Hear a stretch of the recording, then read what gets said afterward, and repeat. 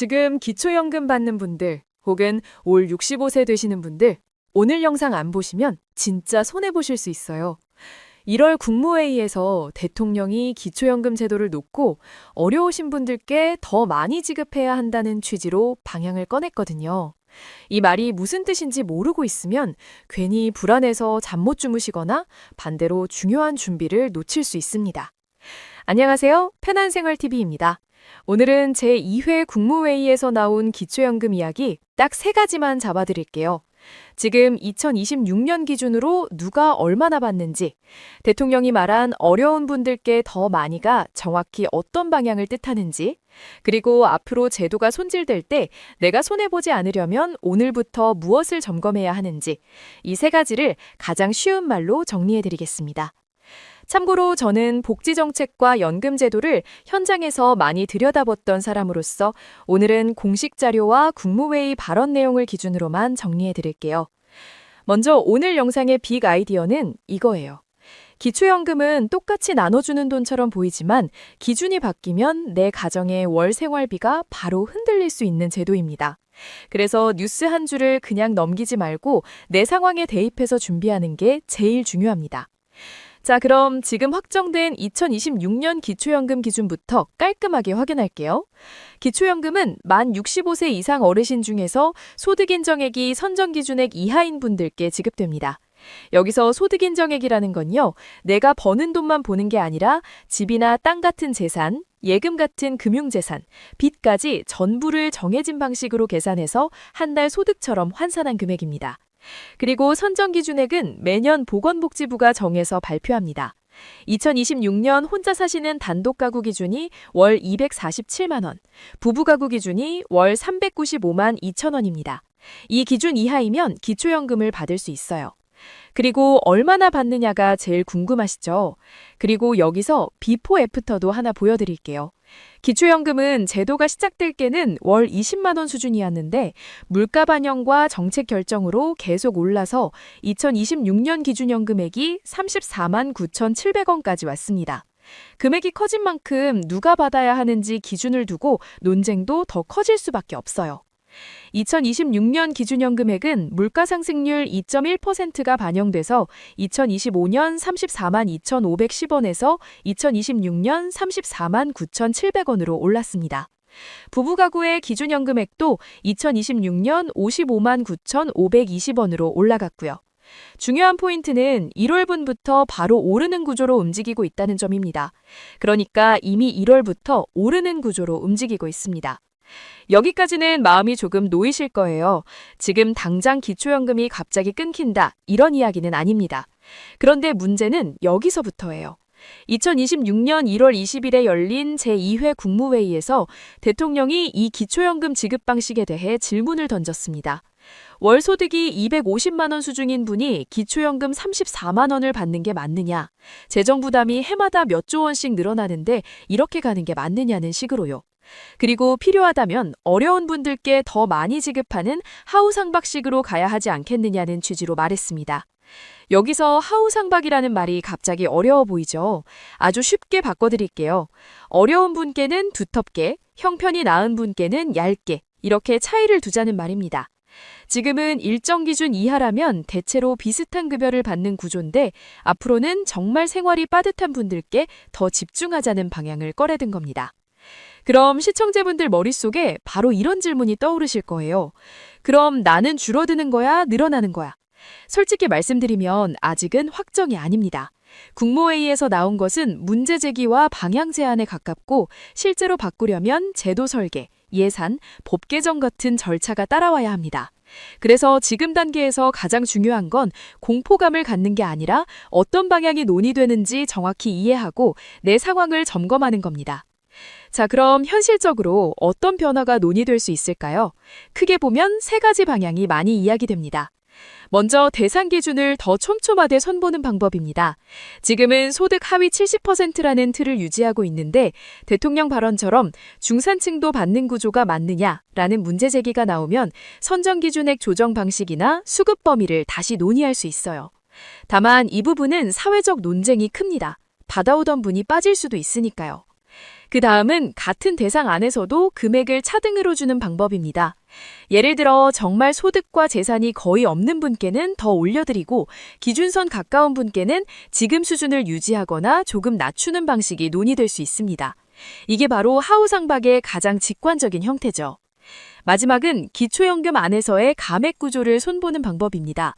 대표적으로 부부가 함께 받으면 깎이는 부부감액, 그리고 소득이 높아질수록 연금이 줄어드는 소득 역전 방지 감액 같은 장치가 있습니다. 이런 부분을 가난한 노인 부부가 같이 산다는 이유로 손해본다는 지적이 오래전부터 있었고, 그래서 저소득층부터 부부감액을 완화시키자는 논의가 이어져 왔습니다. 이런 흐름과도 연결될 수 있습니다. 여기서 중요한 건요. 제도가 바뀌면 그 순간부터 내가 기초연금 대상인지 아닌지를 가르는 것은 소득 인정액이라는 계산표라는 겁니다. 그래서 오늘은 실전으로 내 소득 인정액이 어떻게 움직이는지, 그리고 어떤 경우에 억울하게 탈락하는지 손해를 줄이는 점검법을 알려드릴게요. 먼저 실제로 이런 경우가 많습니다. 자녀가 걱정돼서 예금을 조금 모아뒀는데 그게 생각보다 크게 잡혀서 탈락하는 경우요. 또 오래된 차가 한 대 있는데 생활 필수로 쓰는 건데도 재산으로 잡혀서 기준을 넘는 경우도 있습니다. 그리고 국민연금이나 다른 연금이 조금씩 들어오는데 나는 연금이 적으니 당연히 기초연금 되겠지 했다가 배우자 소득이나 재산 때문에 탈락하는 경우도 많고요. 그래서 제가 권해드리는 첫 번째 점검은 올해 안에 한 번은 꼭 자가진단이나 상담으로 내 소득 인정액이 어느 정도로 계산되는지 대략의 그림을 잡아두는 겁니다. 가까운 주민센터나 국민연금공단 지사에서 상담을 받으실 수 있고 온라인으로는 복지로에서도 신청과 안내를 받을 수 있습니다. 특히 만 65세가 되는 시점이 가까우신 분들은 생일이 다가오기 2개월 전부터 안내를 받을 수 있으니 미리 움직이시는 게 좋습니다. 두 번째 점검은 부부 가구인지 단독 가구인지에 따라 기준이 다르다는 걸 정확히 아는 겁니다. 혼자 사시는 분은 월 247만 원 기준이고 부부는 월 395만 2천 원 기준입니다.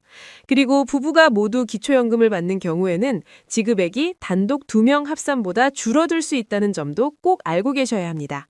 왜 나는 혼자 사는 친구보다 적게 받냐? 이런 억울함이 여기서 많이 나옵니다. 세 번째 점검은 뉴스를 볼 때 기초연금 금액만 보지 말고 선정 기준액과 계산 방식을 같이 보셔야 한다는 점입니다.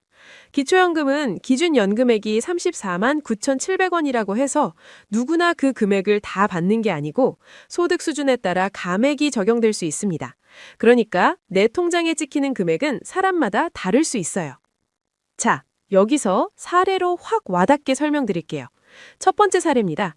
70세 박영자 어르신은 혼자 사시고 국민연금이 월 40만 원 정도 들어옵니다. 예금은 크지 않고 오래된 전세보증금이 조금 있는 정도예요. 이런 경우는 소득 인정액이 선정 기준액 아래로 계산될 가능성이 높아서 기초연금을 받을 확률이 큽니다. 박영자 어르신에게 기초연금이 들어오면 매달 생활비에서 약값과 공과금을 버티는데 큰 도움이 되겠죠. 두 번째 사례입니다. 67세 김성호 어르신은 부부가 함께 사시고 두 분이 합쳐서 월 소득이 250만 원 안팎입니다. 예금이 조금 있고 작은 집 한 채가 있습니다.